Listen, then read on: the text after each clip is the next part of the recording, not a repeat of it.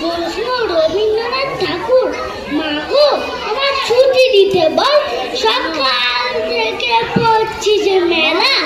এখন আমি তোমার ঘরে বসে করবো শুধু পড়া পড়া খেলা। তুমি বলছো দুপুর এখন সবে, না হয় না সত্যি হলো তাই,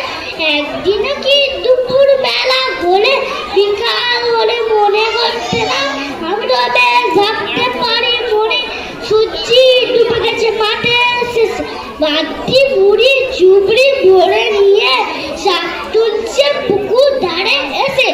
আধার হলো মাথার গাছের তলায়, খালি এলো ডিঘির জল, হাতে থেকে সবাই এলো ফিরে, মাঠে গেল চাষি বল, মনে করো না উঠলো ঝাঁচের তারা, মনে করো না সন্ধ্যা হলো জানো, রাত্রে বেলায় দুপুর যদি হয়, দুপুর বেলায় রাত হবে না কেন? নমস্কার।